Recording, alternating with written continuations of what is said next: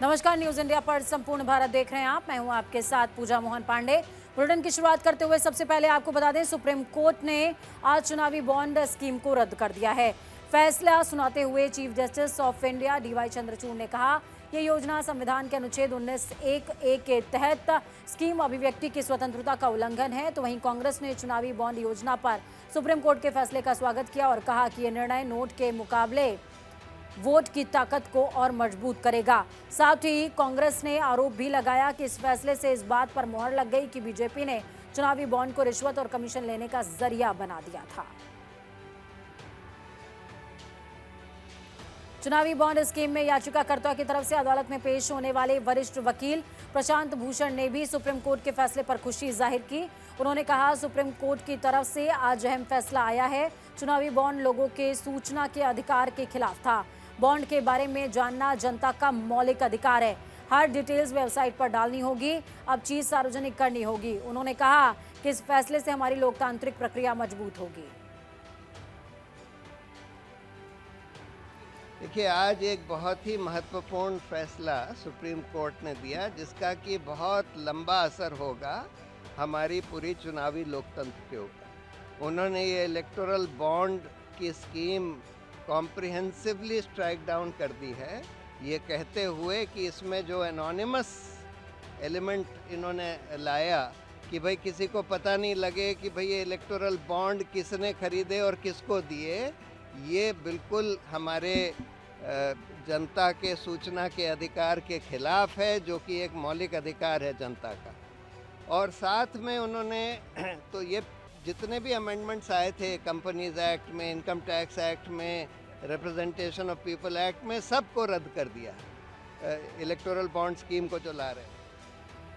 आज 5 जजों की बेंच ने चुनावी बॉन्ड स्कीम को रद्द करते हुए इसे असंवैधानिक भी बताया।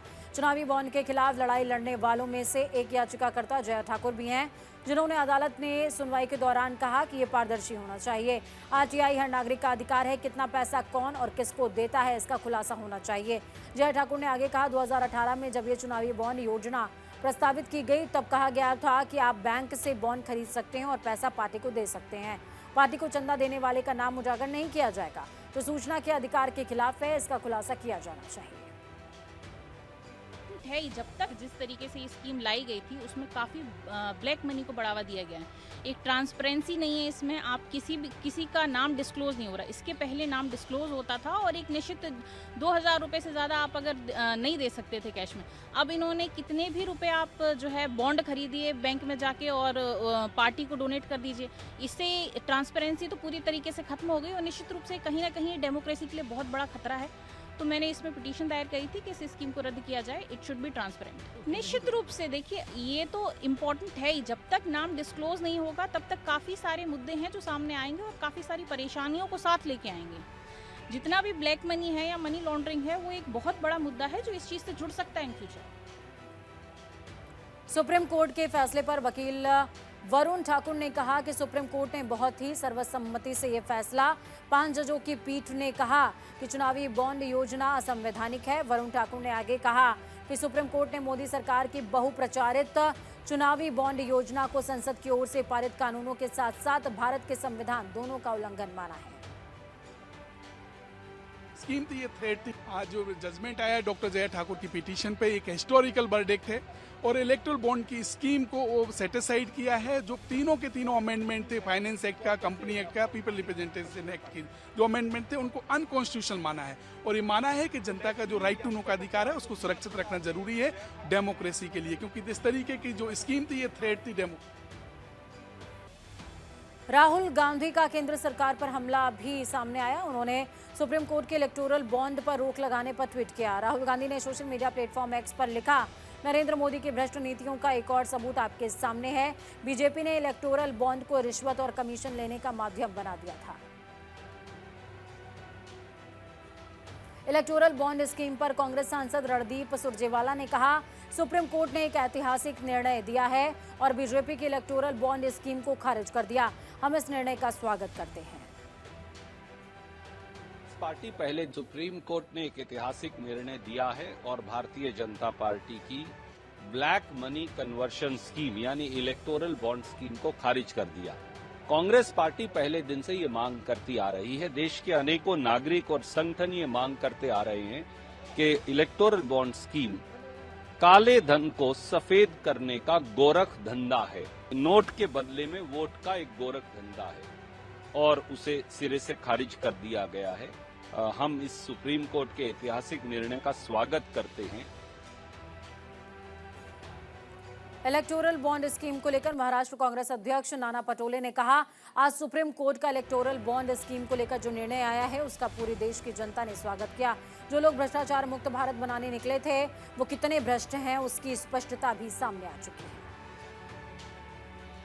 देखो, माननीय सुप्रीम कोर्ट का जो आज निर्णय इलेक्ट्रॉनिक बॉन्ड के बारे में आया है वो उसका स्वागत पूरे देश की जनता ने किया है, कांग्रेस पार्टी भी करती है। जो लोग भ्रष्टाचार मुक्त भारत बनने निकाले थे कितने भ्रष्ट है वो भी उसमें से स्पष्टता सामने आ चुकी है।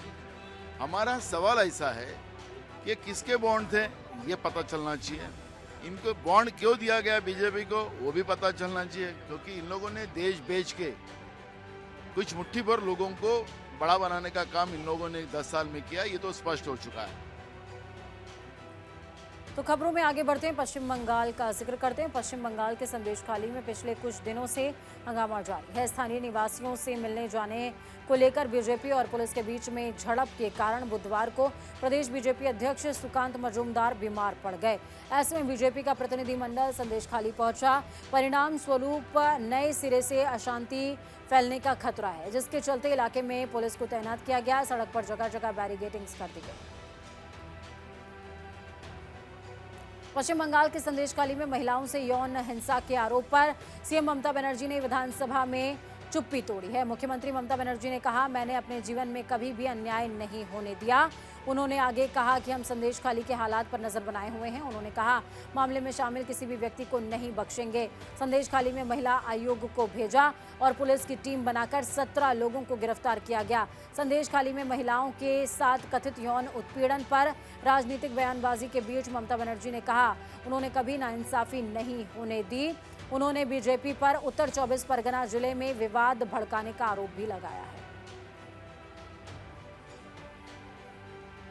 संदेशखाली हिंसा को लेकर पश्चिम बंगाल के बीजेपी नेता दिनेश त्रिवेदी ने कहा, संदेशखाली को देखकर नंदीग्राम की याद आती है। जो गलतियां वाम दलों ने की वही गलतियां तृणमूल कर रही है। इतिहास दोहरा रहा है। जो जनता तृणमूल को डर के कारण समर्थन कर रही है उनका डर खत्म हो गया है। यही कारण था कि मैंने तृणमूल को छोड़ा। ये हर जिले की घटना है। ममता बनर्जी को खुद संदेशखाली जाना चाहिए। वही गलतियां आज बंगाल के लिए मैं समझता हूँ बहुत ही दुखद घटना है। संदेशखाली जब देखते हैं तो मुझे याद आता है नंदीग्राम, और जो गलतियां लेफ्ट फ्रंट ने की वही गलतियां आज टीएमसी कर रही है। उस समय मैं मौजूद था टीएमसी में, और जो नंदीग्राम में हुआ था नरसंहार, आज वही घटना हो रही है संदेशखाली। संदेशखाली हिंसा पर बीजेपी विधायक अग्निमित्रा पॉल ने कहा, संदेशखाली और चोपड़ा की घटना एक नहीं है। चोपड़ा में जो हुआ वह दुर्भाग्यपूर्ण है। संदेशखाली में जो हुआ वो कई महीने से हो रहा था। मुख्यमंत्री को इसकी जानकारी थी। केंद्र से आग्रह है कि मामले की जांच के लिए एनआईए भेजी जाए। आज रात एक प्रतिनिधि दल यहां पहुंच रहा है। कल हम संदेशखाली जाएंगे और रिपोर्ट लेकर केंद्र को भेजेंगे। चोपड़ा इंसिडेंट के साथ संदेशखाली का इंसिडेंट एक मत करिए। चोपड़ा का जो इंसिडेंट हुआ, 4 मुस्लिम बच्चा का ये हो गया, निधन हो गया, एक्सीडेंट था, बहुत अनफॉर्चुनेट। और जिसके लिए ये हुआ, जो कंपनी ये काम कर रहा था, उन लोग को शास्ति देना है। लेकिन आज संदेशखाली में जो हुआ है, आज एक दिन नहीं, महीनों पे महीनों ये चलता गया है। टीएमसी के कैडर, टीएमसी का गुंडा शेख शाहजहां और उनका गुंडा मिलके हिंदू महिला लोग का अपमान किया, दर्शन किया। संदेश खाली हिंसा पर राष्ट्रीय अनुसूचित जाति आयोग के सदस्य अंजू बाला ने कहा, सीएम ममता बनर्जी कुछ भी बताना नहीं चाहती, महिलाओं पर अत्याचार की एफआईआर दर्ज नहीं करती, देश उन्हें माफ नहीं करेगा। हम चाहते हैं कि संदेश खाली में राष्ट्रपति शासन लगाया जाए, क्योंकि यहाँ लोग बिल्कुल भी सुरक्षित नहीं हैं। मुख्यमंत्री मंत्री स्मृति ईरानी जी को भी धन्यवाद देना चाहती हूँ, जिन्होंने इस भाषा को, जहाँ की लोकल भाषा को, जो बंगाल की बोलने जाने वाली भाषा को जो लोग नहीं समझ पा रहे थे, उन्होंने हिंदी में जब ये बताया, पूरे देश तक ये खबर चली गई है कि यहाँ जो मुख्यमंत्री है, जहाँ खुद एक नाम ममता है, मैं फिर बोल रही हूँ, ममता नाम की चीज नहीं है। आप जितना छुपाना चाहती थी, आप आंकड़े नहीं बताना चाहती हैं, क्योंकि आप एफआईआर दर्ज ही नहीं करती हैं। आप महिलाओं के साथ हो रहा टार्चर है, अनुसूचित जाति की महिलाएं हैं जो मछुआरा वर्ग की हैं, मछली पालन का काम करती हैं, अनुसूचित जाति के लोग, उनके साथ आप घर बुला बुला कर टार्चर करते हैं। आपके नेता, आप उनको संरक्षण देती हैं, आप उनको संभाल कर अपने पनाह देती हैं। तो आपको मैं चाहती हूँ कि देश आपको माफ नहीं करेगा, देश आपको एक एक सवाल का जवाब मांगेगा। मंत्री तो वहीं किसान आंदोलन का आज जो तीसरा दिन है, किसानों और सरकार के बीच बातचीत होनी है। इस बीच रेल रोको आंदोलन के ने लोगों की मुश्किलें बढ़ा दी हैं। पंजाब में कई जगहों पर किसानों ने रेल चक्का जाम करने का फैसला किया था। इसी के तहत पंजाब के राजपुरा और अंबाला में प्रदर्शनकारी रेल की पटरियों पर बैठे रहे।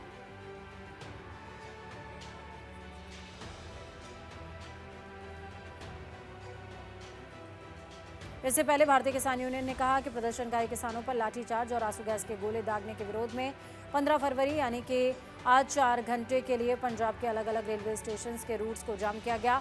भारतीय किसान यूनियन की तरफ से ऐलान किया गया था कि दोपहर 12 बजे से शाम को 4 बजे तक रेलवे ट्रैक जाम रहेगा। खबर हरियाणा से। सीएम मनोहर लाल ने प्रेस कॉन्फ्रेंस करते हुए किसान आंदोलन को लेकर कहा, पिछले साल किसान आंदोलन में क्या हुआ था सबने देखा। किसानों ने पहले भी आंदोलन किया था, लेकिन इससे आम लोगों को परेशानी होती है। साथ ही उन्होंने पंजाब सरकार पर निशाना साधते हुए कहा, पंजाब का अनुभव अभी नया नया है, हरियाणा जैसे समस्या झेलेंगे तब समझ आएगा। बॉर्डर सील होने से लोग परेशान होते हैं। पंजाब के किसानों की समस्याओं का हल पंजाब को निकालना है। अथवा मुझे लगता है कि दिल्ली जाना हर एक का लोकतांत्रिक अधिकार है, ऐसा नहीं कि नहीं जाना, लेकिन कैसे जाना और क्या मोटिव है जाने का, ये ज़रूर ध्यान करना होता है। और इस विषय का अनुभव हम पिछले साल देख चुके हैं, किस प्रकार से और एक ऐसा सीन क्रिएट हुआ कि जिसमें साल भर वो लोग धरने लगा करके, और जैसे बहादुरगढ़ का टिकरी बॉर्डर है अथवा कुंडली का ये हमारा सिंगू बॉर्डर है, और उसमें कितने उस समय परेशानी लोगों को हुई है। आज भी वो लोग लगातार इस समय उनकी वीडियो ला रही हैं कि इस प्रकार इसको रोकिए, किस प्रकार से हमारा बिजनेस समाप्त हो गया, हमारा ये खत्म हो जाएगा, हमारा वो खत्म हो जाएगा, हमको बचाइए। यानी एक तरफ तो आक्रमण टाइप जैसा होता है, जैसे कोई एक सेना आक्रमण करने के लिए चलती है, इस प्रकार का माहौल बनाना, और उसमें भी यानी ट्रैक्टर, ट्रॉली, जेसीबी, हर ड्रॉ और क्या क्या लेके चलना, और एक एक साल का राशन लेके चलो। यानी ये जो आह्वान किया जाता है, तो इसके अंदर हमें नागरिकों की सुरक्षा, उनकी भी सुरक्षा चाहिए, नागरिकों को भी चाहिए। आखिर किसान भी वो अपने ही अपने देश के बाहर के नहीं है, इसलिए उनका जो तरीका है उस तरीके पर ही आपत्ति है। तो इस बीच आपको बड़ी अपडेट देंगे। विकसित भारत विकसित राजस्थान कार्यक्रम, पीएम मोदी कार्यक्रम को संबोधित करेंगे। वीडियो कॉन्फ्रेंसिंग के जरिए जुड़ेंगे प्रधानमंत्री।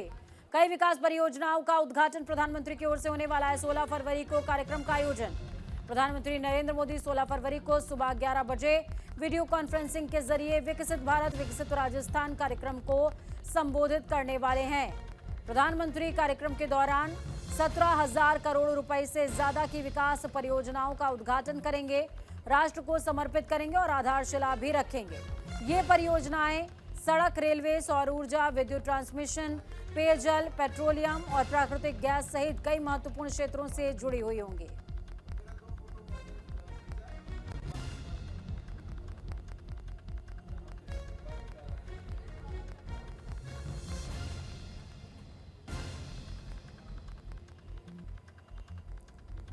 तो विकसित भारत विकसित राजस्थान कार्यक्रम, जिसको प्रधानमंत्री नरेंद्र मोदी संबोधित करेंगे, पीएम मोदी कार्यक्रम को संबोधित करने वाले हैं।